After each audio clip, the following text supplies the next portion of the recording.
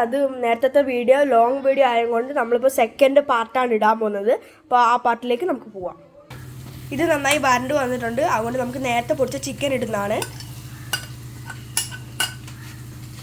എന്നിട്ട് വീണ്ടും മിക്സ് ആക്കുക. ഇതിൽ നമ്മൾ നേരത്തെ ആക്കി വെച്ച പൊട്ടാറ്റോയും കൂടെ ഇടാം. എന്നിട്ട് വീണ്ടും മിക്സ് ആക്കുക. ഇനി നമുക്ക് ഇതിൻ്റെ അകത്തോട്ട് അരിഞ്ഞു വെച്ച മല്ലിച്ചപ്പ് ഇടാം. ഫുള്ളിടാം. എന്നിട്ട് നമുക്ക് മിക്സ് ആക്കി കൊടുക്കാം.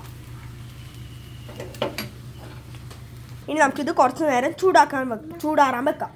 അപ്പോൾ ഗൈസ്, ഇനി നമുക്ക് വേണ്ട ഇൻഗ്രീഡിയൻറ്റ് എന്താണെന്ന് വെച്ചാൽ 2 മുട്ടയാണ്. അത് നന്നായിട്ട് നമുക്ക് അടിച്ചെടുക്കാം. നമുക്കിത് നന്നായിട്ട് അടിച്ചെടുക്കാം. ഇനി നമുക്ക് ബ്രെഡ് പൊടിച്ചതാണ് വേണ്ടത്. അതുകൊണ്ട് നമുക്ക് 4 ബ്രെഡ് എടുത്തിട്ട് അത് പൊടിച്ചെടുക്കാം. അപ്പോൾ നമ്മൾ 4 ബ്രെഡ് പൊടിച്ചെടുത്തിട്ടുണ്ട്. ഇനി നമുക്കിത് കൈകൊണ്ട് നന്നായി കുഴച്ചെടുക്കാം.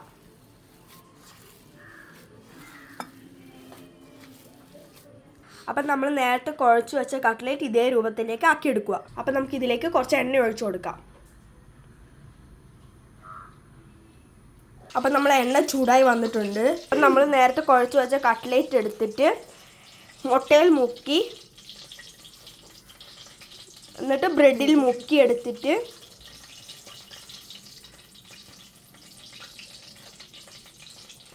പൊരിക്കാനിടാം.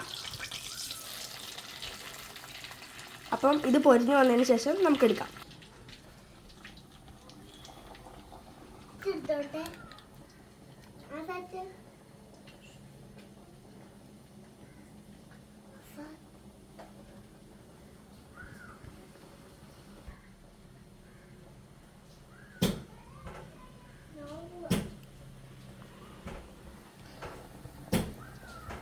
അപ്പം നമ്മുടെ കട്ട്ലേറ്റ് മൊരിഞ്ഞു വന്നിട്ടുണ്ട്. ഇത് നമുക്കൊരു പ്ലേറ്റിലേക്ക് മാറ്റാം. അപ്പം നമ്മളെ കട്ട്ലേറ്റ് മാറ്റി വെച്ചിട്ടുണ്ട്. ഇനി നമുക്ക് കുറച്ച് ഡിസൈനിന് വേണ്ടി മല്ലിച്ചപ്പ് ഇടാം.